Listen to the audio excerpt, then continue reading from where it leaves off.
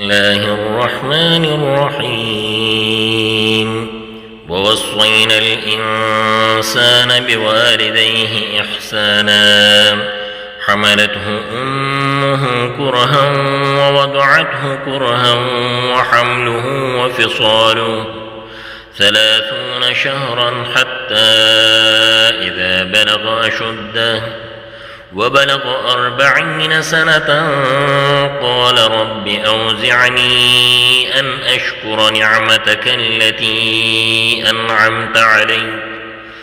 أنعمت علي وعلى والدي وأن أعمل صالحا ترضاه وأصلح لي في ذريتي إني تبت إليك وإني من المسلمين.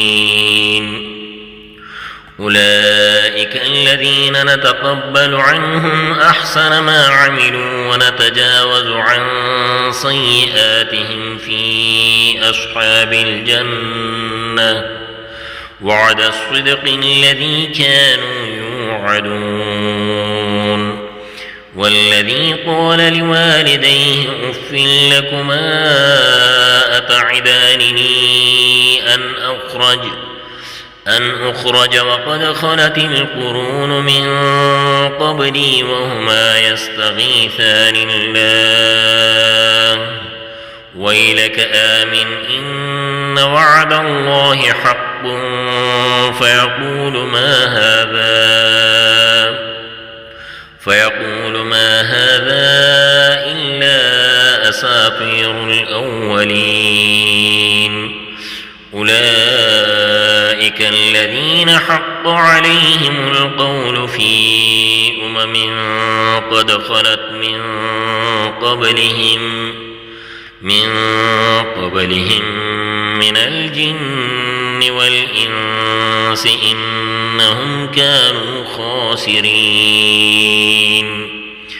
ولكل درجات مما عملوا وليوفيهم أعمالهم وهم لا يظلمون. ويوم يعرض الذين كفروا على النار أذهبتم طيباتكم في حياتكم الدنيا واستمتعتم بها فاليوم تجزون عذاب الهون بما كنتم تستكبرون في الأرض بغير الحق وبما كنتم تفسقون. واذكر أخا عاد إذ أنذر قومه بالأحقاف وقد خلت النذر من بين يديه ومن خلفه ألا تعبدوا إلا الله إني أخاف عليكم عذاب يوم عظيم. قالوا أجئتنا لتأفكنا عن آلهتنا فأتنا بما تعدنا إن كنت من الصادقين.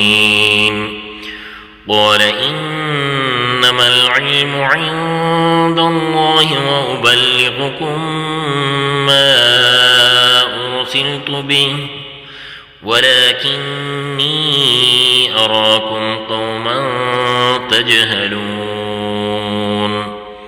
فلما رأوه عارضا مستقبل أوديتهم قالوا هذا عارض ممطرنا بل هو ما استعجلتم به ريح فيها عذاب أليم. صدق الله العظيم.